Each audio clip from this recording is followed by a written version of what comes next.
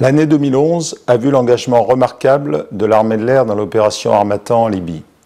Dès le 19 mars, soit moins de 36 heures après le vote de la résolution du Conseil de sécurité des Nations Unies, nos équipages intervenaient pour protéger la population de Benghazi. Dès lors, pendant près de 8 mois, sans discontinuer, nos aviateurs ont poursuivi la mission avec compétence, motivation et détermination. Ce film retrace avec fidélité les événements commentés par les acteurs eux-mêmes. Il rend hommage à toutes les femmes, à tous les hommes qui ont permis le succès de cette opération exceptionnelle.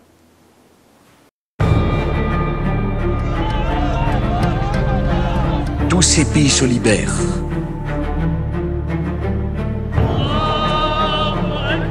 To work with our allies on plans for a military no-fly zone. Février 2011. Les révoltes du printemps arabe se propagent à la Libye. L'inquiétude gagne l'Occident et les pays alliés. La France prend les devants et surveille de près ce qui pourrait être un véritable brasier. On sentait qu'il se passait des choses, on sentait que la population était à la limite de se faire massacrer par les forces fidèles à Kadhafi. Et c'est vrai que la question était, est-ce qu'on peut faire quelque chose? Est-ce qu'il va y avoir une opération déclenchée? Et on a tous travaillé sur des optiques d'intervention et forcément d'intervention aérienne. Est-ce que vous confirmez le bout de zone? Affirme 13 de type. Au vu des représailles du colonel Kadhafi sur son peuple, le rapatriement des ressortissants est la priorité. On a été prévenu cette nuit vers 3 h du matin comme quoi il fallait décoller ce matin pour faire un point aérien sur Tripoli. Le vecteur aérien reste le seul vecteur disponible pour opérer en un temps très court. Vous voyez, hein, aujourd'hui, si ça se trouve, on va ramener donc 275 passagers pour le 340 plus pratiquement 200 pour nous. En gros, 400 passagers sur une journée. Le 22 février, l'Estérel déploie ses Airbus A310 et A340. Il faut aller vite. Près de 10 000 expatriés de toutes nationalités, entassés à l'aéroport de Tripoli, attendent la délivrance. Sur place, le ministère des Affaires étrangères vérifie les citoyennetés et édite les listes de passagers. Tant que la circulation aérienne est autorisée, il faut embarquer rapidement.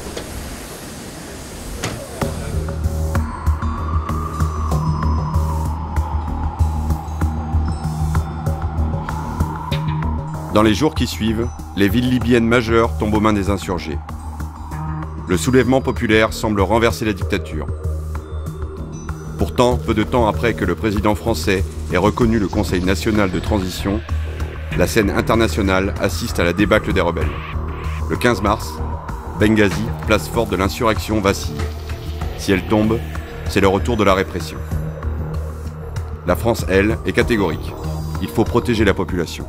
La volonté du président a été forte très rapidement d'avoir un peu un œil sur ce qui se passe et il a très rapidement je dirais dans la dizaine de jours avant l'intervention réelle, commencé et il a demandé à son chef d'état-major des armées de lui proposer des options. Donc on peut dire que ce travail de montée en puissance s'est fait avec une marge de manœuvre de 5 à 10 jours, quoi. Donc c'était pas vraiment dans l'urgence, mais ça a surtout été l'occasion de faire le point sur les moyens disponibles dans toutes les capacités de l'armée de l'air et de savoir comment les impliquer si jamais une option était choisie plutôt qu'une autre.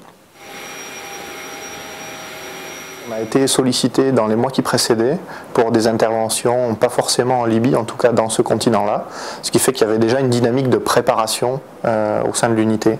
On a également bénéficié de conditions assez favorables dans la mesure où on sortait de Serpentex avec une grosse activité aérienne, également assez orientée air-sol puisqu'on avait très avancé nos transformations laser dans le cadre de notre futur déploiement pour Serpentaire en Afghanistan. Donc tout s'est fait un petit peu dans la continuité, mais c'est vrai que à partir du 17-18 mars, il y a eu un gros coup d'accélérateur. Le 17 mars 2011, le Conseil de sécurité des Nations Unies doit se prononcer. Les forces coalisées sont sur le pied de guerre. Le compte à rebours est lancé.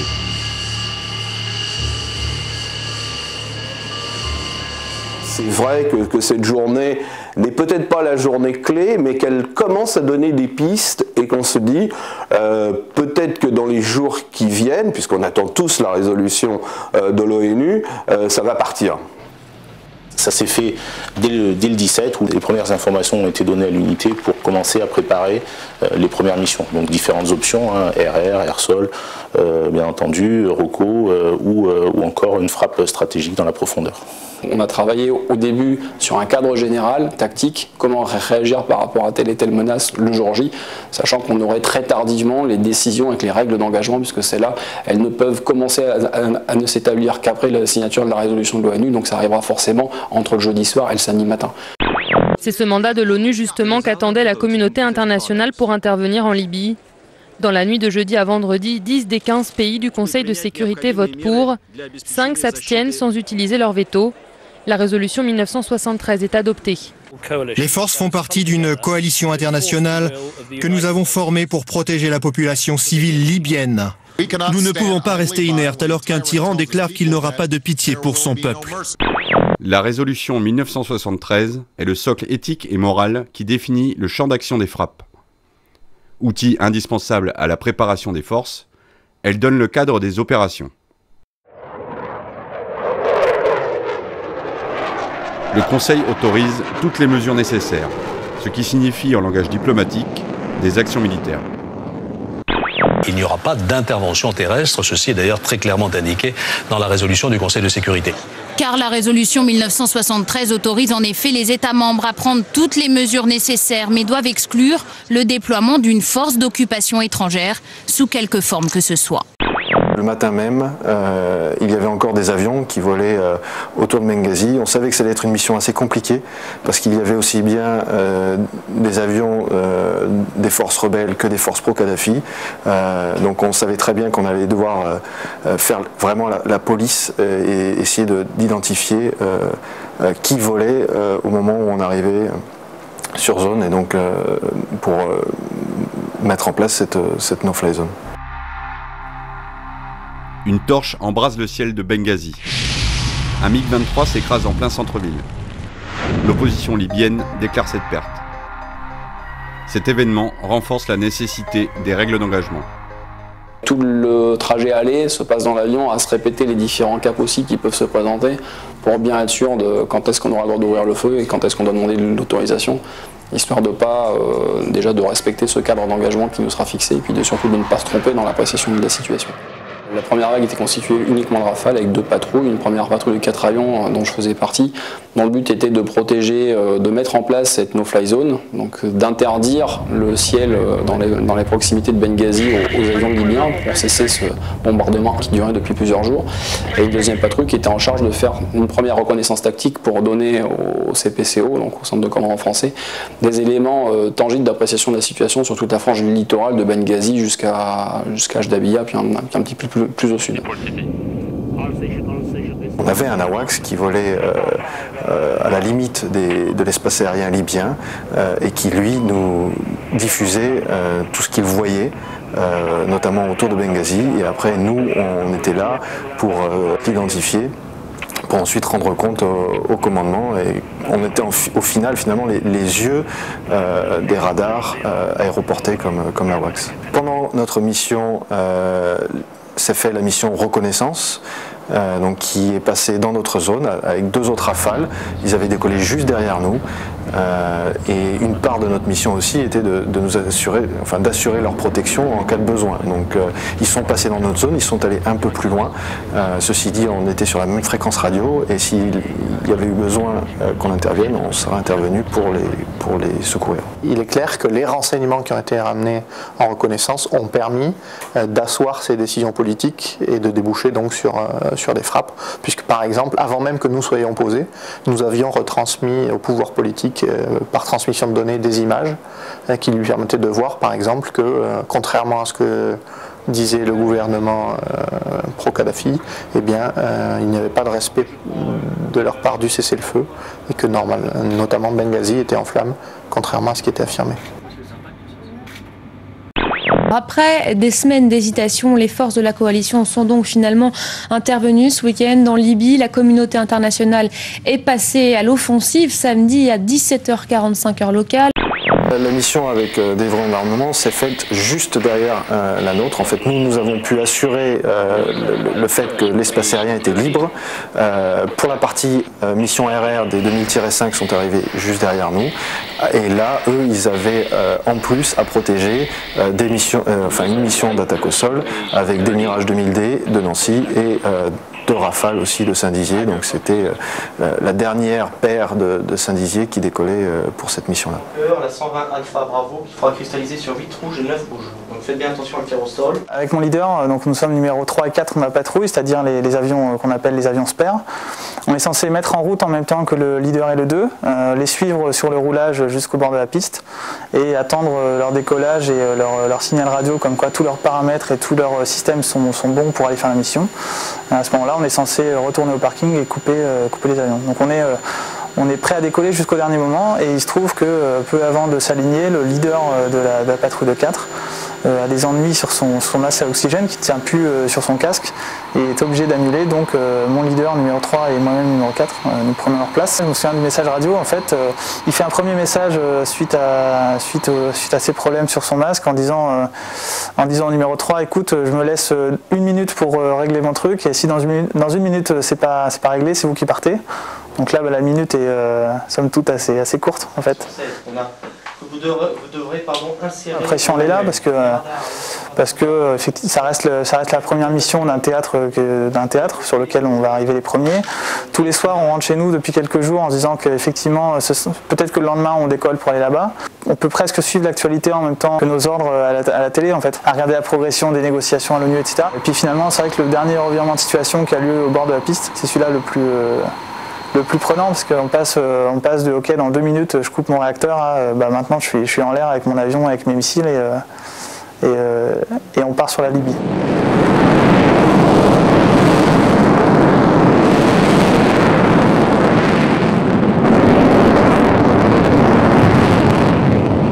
Les renseignements nous laissent présager que les avancées ont été très rapides et que les forces pro-Kadhafi sont sur le point d'engager les civils dans la ville de Benghazi et ne respectent pas le cessez-le-feu.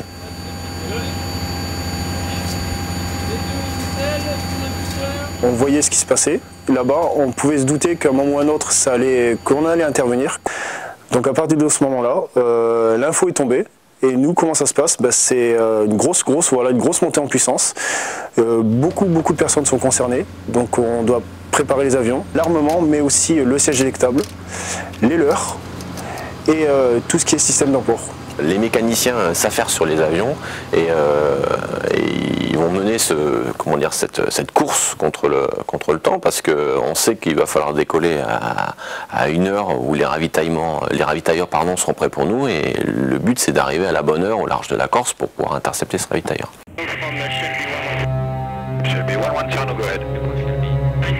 L'équipage a besoin de l'information sur le renseignement.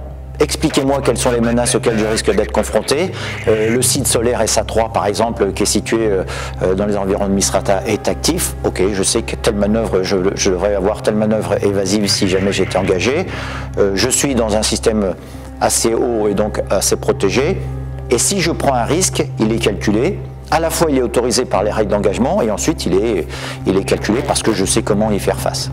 Nous sommes briefés sur la mission par le Centre national des opérations aériennes qui sont en liaison radio avec nous, qui nous explique le dernier briefing dans lequel on nous explique exactement quel est l'intitulé de notre mission. Est-ce qu'on nous demande, en fait, c'était assez simple dans l'intitulé, trouver des objectifs militaires qui menacent la population, les engager, rendre compte, surtout en évitant le moindre risque de dommages collatéraux. La difficulté à savoir qui est qui, quelle est la bonne maison, là, c'est où est le char, où est la population civile, est-ce que la frappe va être exacte, va être précise. Bon, ça, je pense que tous les pilotes qui l'ont vécu, je vais mettre un peu dans leur peau peut-être, mais je pense que puisqu'ils nous l'ont souvent dit au micro, c'était ça aussi, c'était cette expérience afghane qui les a quand même beaucoup aidés. En retour de mission, on a croisé nos camarades, chacun s'est dit bonjour avec un petit battement de plan, en souhaitant bon courage. Comme la première vague était de Saint-Dizier pur et la deuxième vague était un mixte, nous, la première vague, on n'avait pas du tout eu de contact avec les gens qui allaient voler juste derrière nous et on a découvert la quasi-totalité du dispositif en vol. On a pu donner les dernières positions des systèmes de défense solaire qui nous avaient pris à partie, les dernières informations utiles pour leur mission. Arrive la phase des holds. Les chasseurs se séparent des tankers qui ne doivent pas s'exposer davantage à la menace.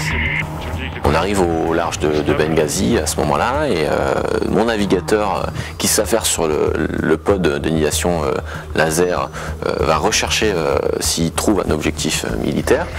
Il va détecter une colonne d'obusiers qui sont des obusiers Palmaria, c'est des canons montés sur des châssis de chars qui sont en ligne droite, alignés en position de tir vers Benghazi.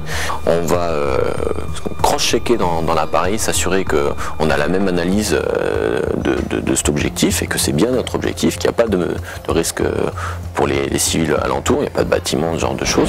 Et on décide donc d'engager au plus vite lors d'un nouveau passage avec une frappe simultanée avec mon équipier. On est tous ensemble sur la même fréquence, donc on entend leur recherche, on entend leur tir.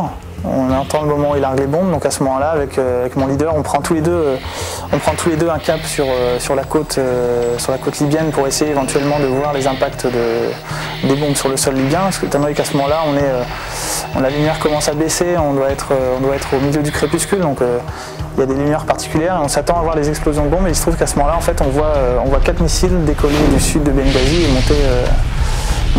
monter vers nous. Vers nous ou les mirages de Nudéen, d'ailleurs. On ne saura jamais.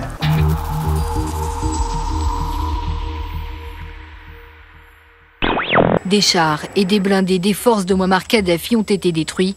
Première cible de l'armée française atteinte. Notre but aussi, une fois qu'on est posé, c'est d'abord débriefer la mission pour donner le maximum d'informations à toute la chaîne de commandement, compléter les informations qu'on a données en l'air, mais aussi donner le maximum d'informations à nos camarades qui vont redécoller le lendemain, parce que le lendemain, eux, par contre, ils ne bénéficieront pas de l'effet de surprise qu'on a pu utiliser nous.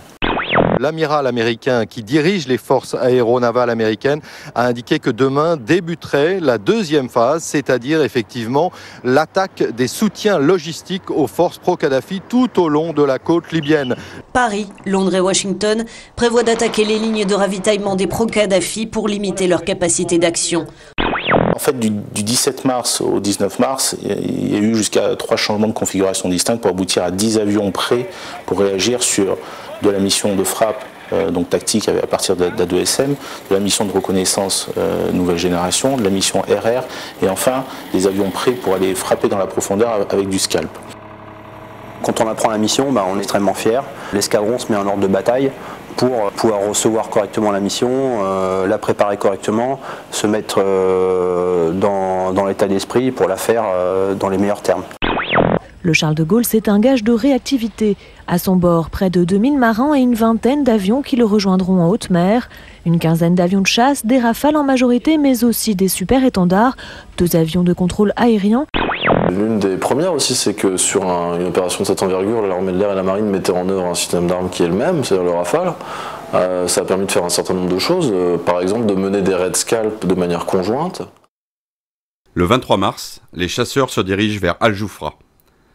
2 Rafales marines appuient donc les 2000D de Nancy et les Rafales de Saint-Dizier dans cette mission qui restera historique. C'est la première fois que l'armée de l'air tire son missile Scalp.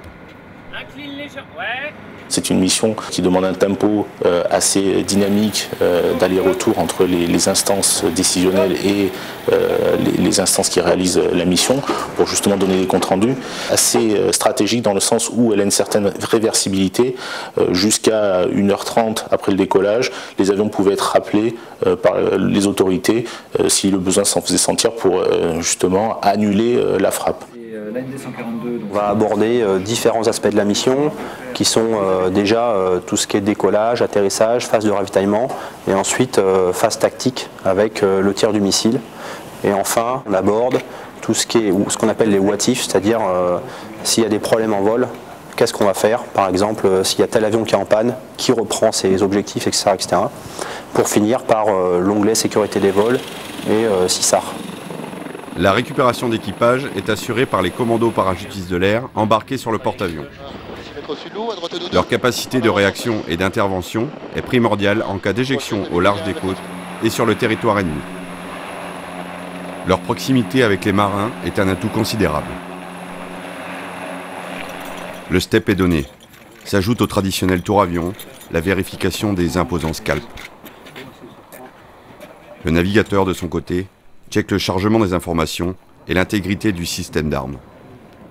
Il vérifie le bon accrochage GPS des missiles Scalp, parce qu'il faut savoir que lorsque ces missiles, lors du vol porté, ils vont recevoir des informations de la constellation GPS, et ça garantit qu'une fois qu'ils sont en vol libre, ils continuent à être alimentés par des informations GPS pour tout ce qui est trajectoire de navigation au-dessus de la Libye.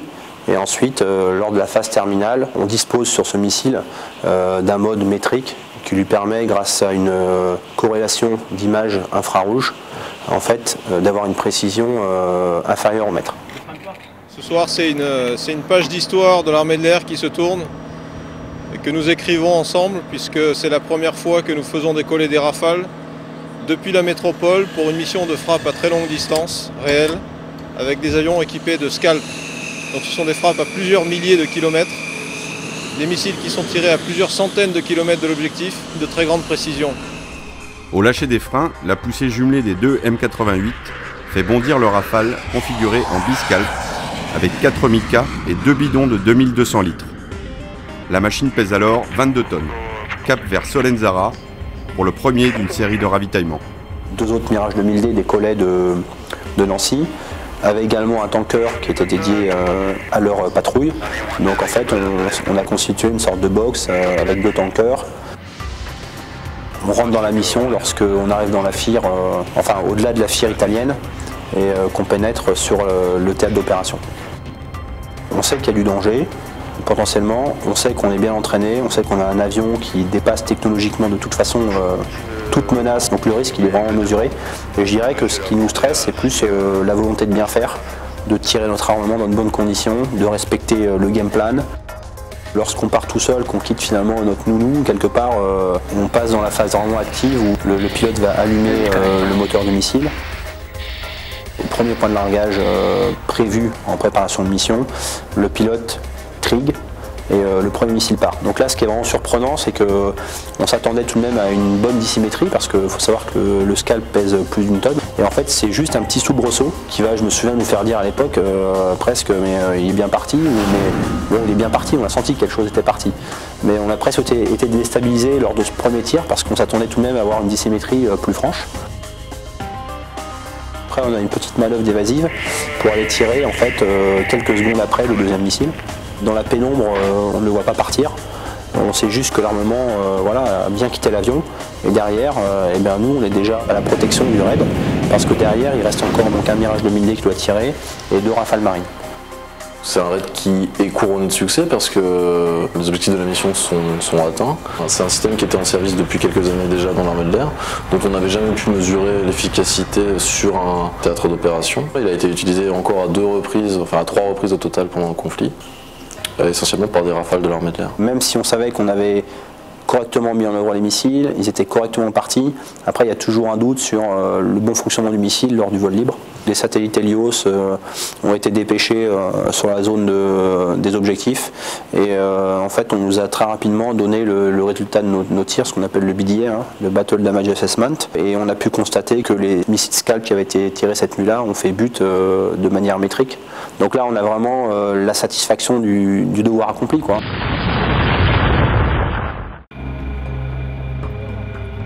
En rentrant vers 3 h du mat avec les marques de masque, c'était difficile de masquer notre petit vol. La difficulté, ça a été d'annoncer à nos familles que en fait, on revenait de mission de guerre, parce que c'est clair que pour la plupart, on n'avait pas prévenu nos épouses, nos enfants. Pour moi, c'était nous qui avions fait plusieurs opérations, mais chaque fois en me déployant sur un terrain extérieur où on a tout le temps pour monter en pression parce qu'on se déploie, on se projette quelque part et je dirais que ce temps de déploiement c'est un peu un sas de mise en pression. On passe dans notre tête de la vie de tous les jours à notre vie de combattant. On n'est plus focalisé uniquement sur la mission. Or là c'est un peu différent dans le cas du quotidien avec la proximité de la maison, de la famille et en même temps le lendemain matin il fallait coller pour la mission de guerre. Nous sommes devant la base 126 de l'armée de l'air, ici à Solenzara, dans le sud de la Corse, à 1000 km de Tripoli. Une petite heure de vol pour un chasseur seulement. L'activité sur la base est assez soutenue depuis hier soir et ce matin aussi, mais ce sont surtout des avions de transport militaire qui ont été observés sur le tarmac.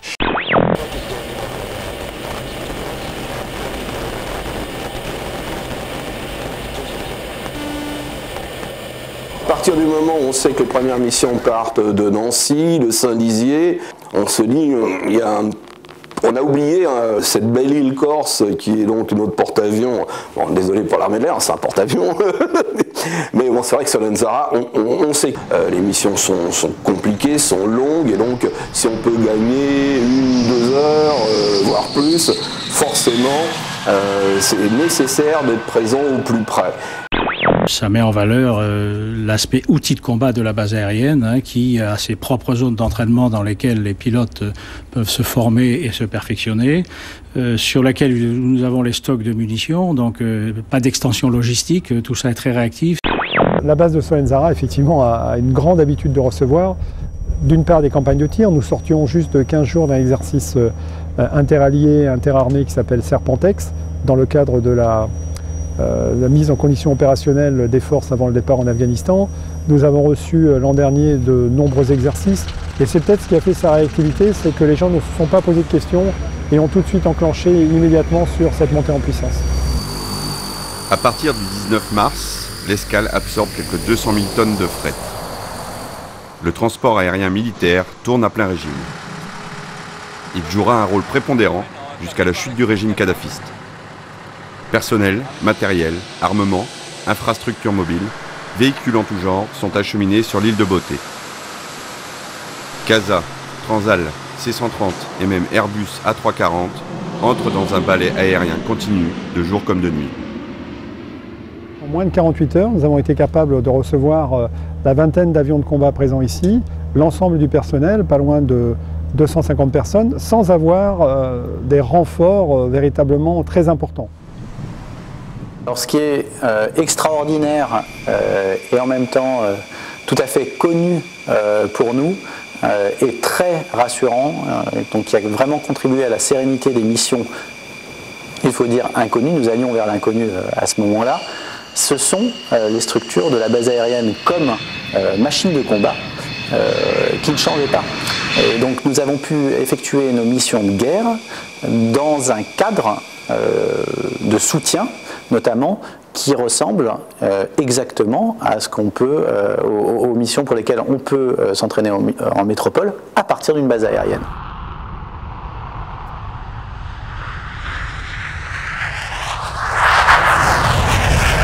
L'une des images qui me reste, c'est justement Solenzara pendant les premiers jours, les premières semaines du conflit, où on a vu sur un même tarmac des Mirage F1CR dont on sait qu'ils vont quitter le service dans les années à venir.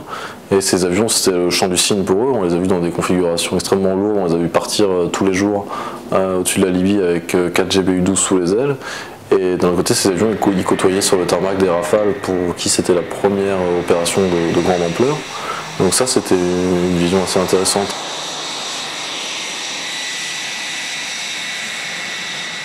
Le F1 et son pod Presto, qui est en service depuis quelques années seulement, apporte vraiment un complément indispensable et permet aussi de soulager le Rafale qui peut se consacrer à d'autres missions.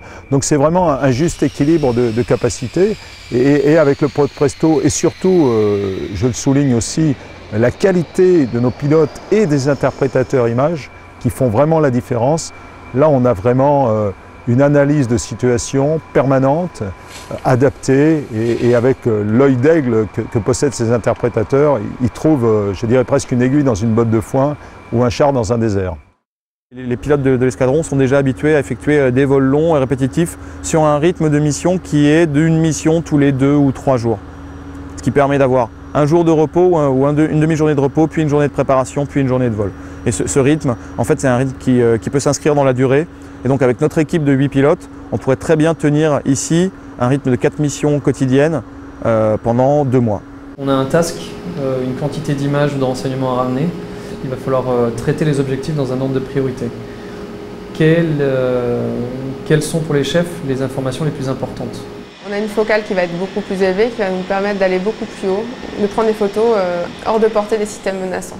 Nous, on est vraiment niveau 1, on récupère ce film, donc on a traité selon tout un process. On l'interprète vraiment de façon brute en disant ce qu'il y a sur le sol. On va avoir un deuxième niveau et un troisième niveau qui vont avoir une façon de voir les choses beaucoup plus large et qui vont permettre d'inscrire ce petit renseignement avec des tas d'autres, les agglomérer, les fusionner pour vraiment avoir une vue globale de ce qui se passe actuellement sur le théâtre. Le capteur et l'avion en eux-mêmes sont suffisants. Nous, notre gros point faible, c'est qu'on n'est pas capable de transférer du renseignement en temps réel. On est obligé de rentrer, débriefer des films pour faire passer de l'information.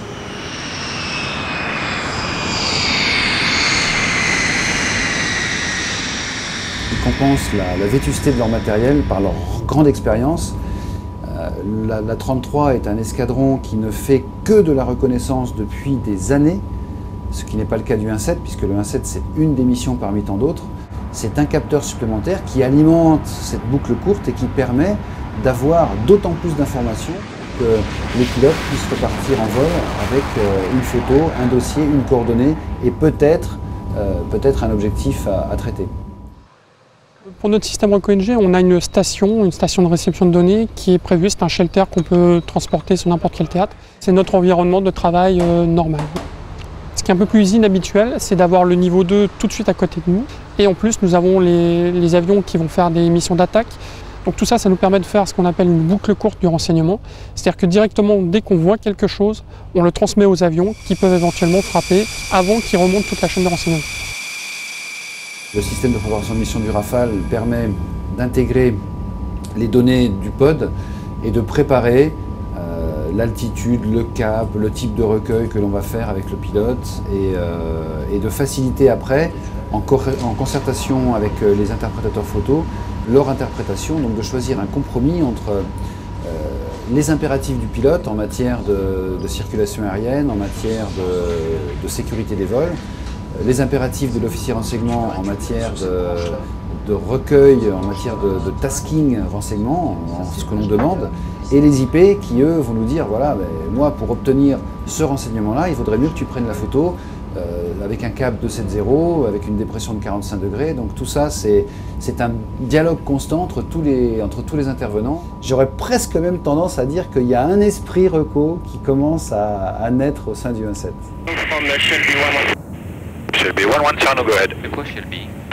Le Rafale de l'armée de l'air, lorsqu'il passe à proximité du porte-avions qui est actuellement dans le golfe de Sirte, envoie en transmission de données toutes les images et ça réduit la boucle d'exploitation des images puisqu'on gagne 1 heure en transmettant nos données au porte-avions. Le porte-avions peut les exploiter de façon sommaire, rechercher l'information, transmettre une photo avec une coordonnée, c'est le principal, au CAOC, et le CAOC dans ce cas-là peut dire ok, on vient de voir ça, tout de suite en l'air qu'est-ce qu'on a? On a tel type d'appareil, on leur envoie via l'AWACS des coordonnées et les avions sont retasqués en direct pour aller frapper ce point. Des missions de guerre sont menées, le personnel au sol comme en vol sait que la sortie du jour comporte des risques. C'est pourquoi nous essayons au maximum d'intégrer toutes les spécialités qui étaient représentées au rendu des missions.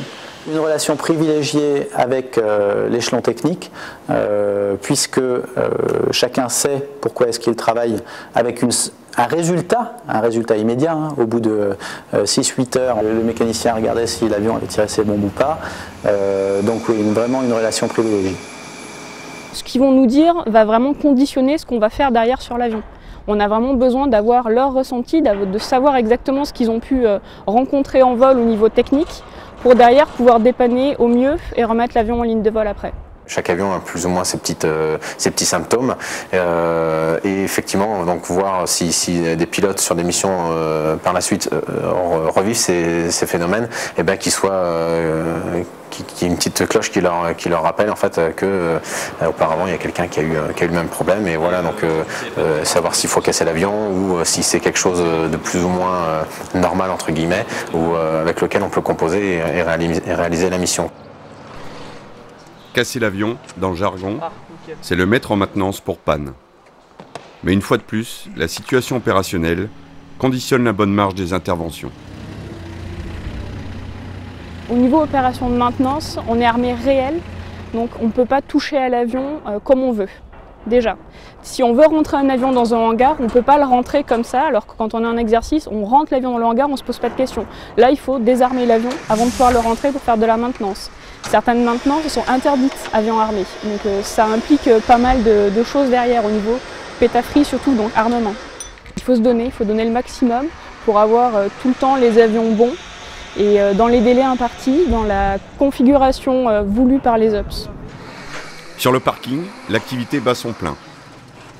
Les mécanos sont à pied d'œuvre entre deux missions. Il faut changer les confs, refueler, vérifier, contrôler. Chaque spécialité assure les permanences pour les différents tours. Le tempo est donné, l'armée de l'air tourne à plein régime. Mais il faut se rendre à l'évidence. Il va falloir tenir. La Libye n'est pas le seul théâtre.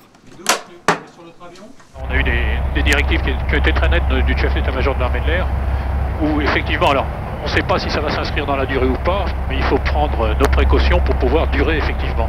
Nous avons lancé cette opération sans réduire en quoi que ce soit les contrats opérationnels sur les autres théâtres. Je pense en particulier à l'Afghanistan, mais également dans la Corne de l'Afrique, à Djibouti ou au Tchad. Les missions opérationnelles que nous réalisions en Libye étaient alimentées à partir d'un vivier que nous entretenions en métropole, tout en maintenant la permanence de notre alerte nucléaire.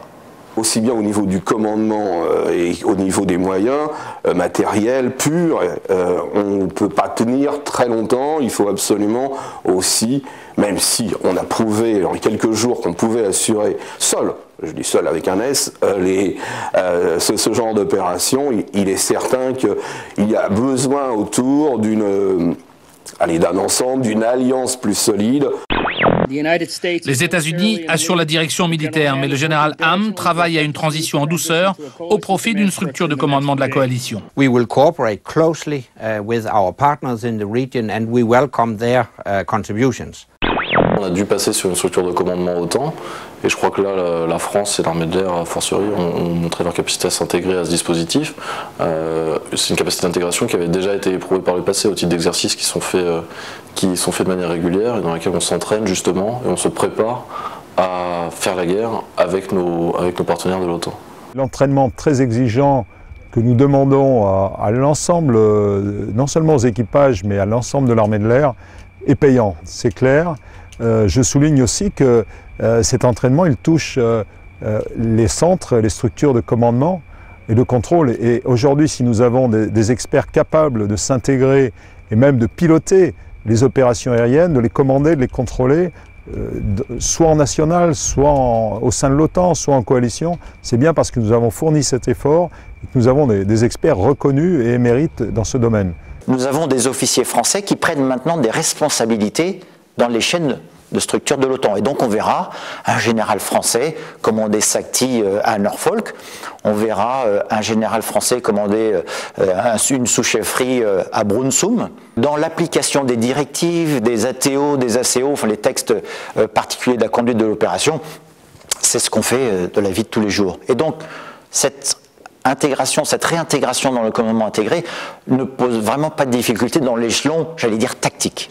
On retrouve les mêmes procédés, les mêmes interlocuteurs à partir d'un CAOC, un centre d'opération air, interallié, avec des représentants d'unités, ou en tout cas d'aéronefs, pour l'expertise. Le commandant de l'opération, là, lui dit demain ou après-demain, moi je voudrais atteindre tel et tel objectif, donc je vais envoyer tel vecteur à tel endroit, tel autre vecteur en support à tel endroit, voilà, et ça et ça. Il ne peut pas l'envoyer la veille directement aux opérationnels que nous sommes en disant bah, demain vous allez faire ça. Il a besoin d'un échelon intermédiaire. Et voilà, je voudrais demander aux gens de faire ça. Est-ce que c'est possible ou pas? Si c'est pas possible, comment on peut faire autrement pour que ça se passe comme ça pour atteindre mes objectifs? C'est là le rôle de l'UNITREP, ce fameux officier de liaison là, qui est de dire bah, moi, nos avions ils sont capables de faire ça et ça. Donc oui, ça colle au plan ou non, il faudrait apporter telle opération. Et quand c'est validé, que ça répond aux attentes du chef de l'opération, eh bien, ça retombe en ordre de mission pour nous. L'OTAN entre enfin en scène en Libye.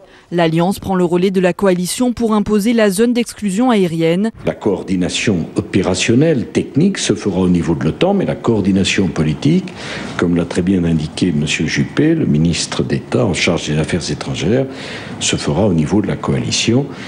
C'est quelque chose qui a fait l'objet d'un accord entre M. Obama, M. Cameron et moi-même. La qualité du pod RECO-NG et les images, elles vont être intéressantes, mais dans la mesure où on partage le renseignement. Apporter un AWACS comme capacité dans une coalition, vous l'apportez au titre d'un AWACS. Et tout le monde connaît l'action de l'AWACS et son intégration dans la composante. Mais apporter des images RECO du pod NG ou tirer un site solaire SA3 avec la 2SM, là c'est quelque chose de nouveau et qui vous donne une certaine crédibilité. L'OTAN est finalement l'organisation que nous avons pleinement rejoint dans sa structure militaire récemment et en y intégrant d'ailleurs nos amis étrangers qui ne font pas partie de l'OTAN avec des arrangements particuliers, ce qui prouve aussi notre capacité d'adaptation et notre souplesse. Et je crois que la France est un excellent relais pour tous ces pays étrangers qui veulent venir participer à cette coalition d'ailleurs qui croît au fil des jours et ça c'est tout à fait rassurant. Quelques jours avant que l'OTAN soutienne la coalition, la Ligue arabe avait donné son approbation à une zone d'exclusion aérienne. L'engagement du Qatar est immédiat. Fait historique, 6 chasseurs rejoignent les 2000-5 de Dijon. Ils décollent au quotidien depuis la base de Souda, en Crète.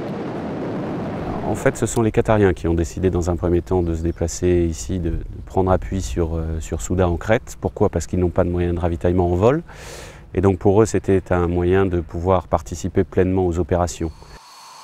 L'objectif était justement, en effet, de les prendre et de leur montrer une opération type, de leur faire toucher du doigt les procédures otaniennes qu'ils ne connaissent pas, des procédures techniques de personnel recovery qu'ils ne connaissaient pas. On est quand même issus de cultures complètement différentes. Puis on se rend compte que sur une mission comme celle-là, eh bien, les points communs sont nombreux. Et d'avoir pu les amener avec nous et les aider à s'intégrer dans cette opération, c'était très enrichissant. On a été capable de montrer aux gens que, bien que ne faisant pas d'opération comme les escadrons de 2000D ou de Rafale, ben on était capable en 24 heures de se projeter à plusieurs milliers de kilomètres avec un avion à la fois équipé de missiles, équipé de systèmes de leurrage, équipé de systèmes de brouillage adaptés pour assurer tous les aléas d'un vol de ce type-là. Et ça a été le plus impressionnant. La cartographie du théâtre évolue. Les plus-values sont nombreuses. La proximité de la Libye et l'impact sur le nombre de ravitaillements en vol sont les points clés de cette restructuration. Quand on a dépouillé les statistiques à la fin de l'opération, on s'est rendu compte que 80 à 90% des missions de ravitaillement en vol ont été assurées par des ravitailleurs de l'US Air Force, qui pour partie avaient d'ailleurs été déployés sur la base d'Istres en France. Donc, je crois qu'effectivement, là on s'est rendu compte que pour mener une opération de cette ampleur-là, pour assurer des missions, pour mettre des chasseurs en vol et pour les maintenir en vol, il fallait beaucoup de ravitailleurs, il fallait pouvoir les laisser longtemps en l'air, il fallait pouvoir compter sur eux pendant une longue durée, pendant plusieurs mois. Donc ça effectivement c'était un énorme défi. Le gros point pour nous c'était s'assurer en fait qu'on avait toujours les minima carburant si un ravitaillement ne se passait pas bien ou si notre ravitailleur n'était plus disponible parce qu'il était parti dans une autre zone ou s'il avait cassé purement simplement parce que les grosses contraintes à ce moment-là c'était ça, hein, c'était vraiment les ravitailleurs et une forte demande, une disponibilité variable donc il y avait forcément des gens des fois des missions qui sautaient ou des missions écourtées en vol. Évidemment, avec l'ensemble des commandeurs, avec toutes les parties prenantes de l'armée de l'air et même à l'extérieur, nous étudions les impacts à court, à moyen et à long terme de manière à pouvoir anticiper. L'anticipation, c'est vraiment la mère de tous les succès. Le ministre des Affaires étrangères a évoqué une intervention plus longue qu'initialement prévue. Ça peut être long, mais nous ne voulons pas nous enliser. Ça n'est pas l'Afghanistan, ça n'est pas l'Irak. Le seul point de comparaison qu'on ait, c'est la guerre du Kosovo il y a 12 ans. En 1999, une coalition internationale avait décidé de faire plier un dictateur uniquement en employant des moyens aériens. Ça a marché au final, mais il y a fallu attendre 78 jours de campagne. On peut imaginer de rentrer dans un scénario de ce genre. Voilà. Donc ne parlons pas d'enlisement alors que les choses viennent de commencer. Les hommes et les femmes que je vois sur le terrain sont toujours aussi déterminés, ils connaissent le sens de leur mission, l'importance. Si je suis ici, c'est évidemment pour les soutenir, pour les encourager, identifier le retour d'expérience, leurs sentiments, leur perception des choses, voir comment, à notre niveau, on peut prendre tout cela en compte pour améliorer les choses là où c'est possible, dans les détails parfois. Mais quand on mène une opération de cette nature, les détails comptent énormément. C'est mes hommes. J'en suis responsable.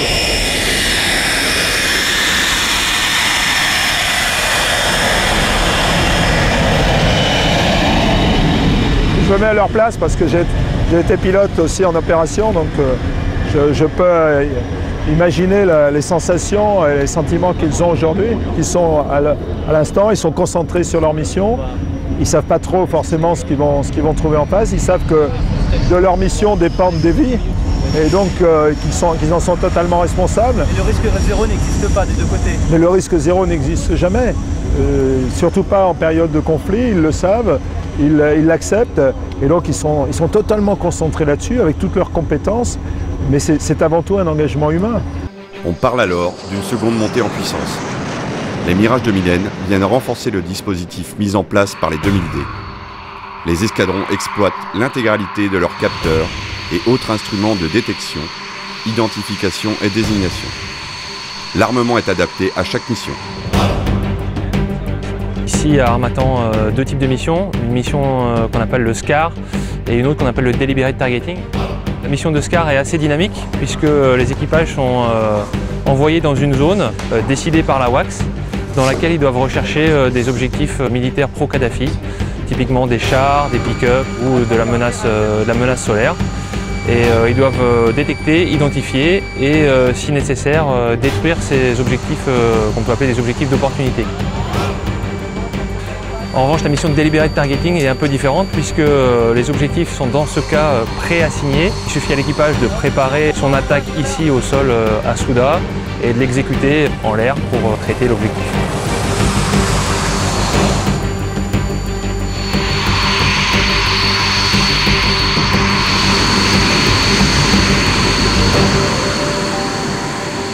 Nous avons développé une munition à effets collatéraux réduits et qui permet effectivement d'intervenir contre des cibles qui seraient plus proches d'habitations ou de populations avec un moindre degré de risque.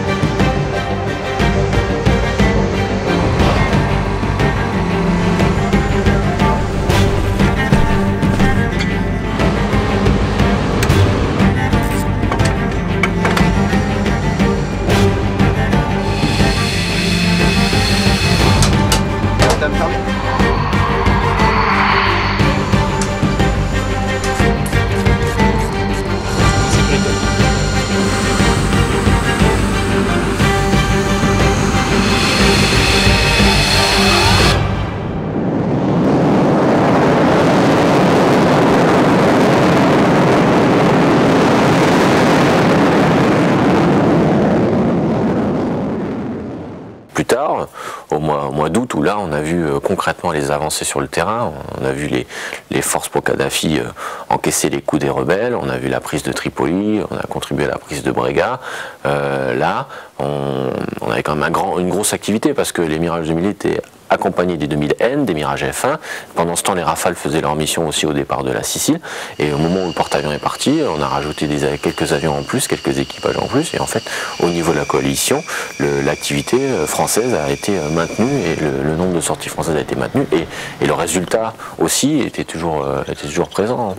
Ce qui prouve que l'armée de l'air était quand même bien préparée à gérer une situation qui va lui faire employer, on va dire, tous ces moyens et hommes le plus professionnellement possible et avec les résultats qu'on connaît.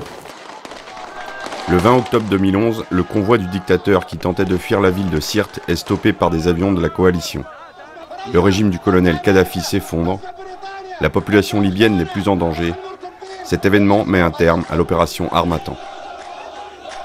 Ce côté Harmattan et Libye a quand même été un phénomène, un petit coup de bleu du ciel dans le cœur des aviateurs.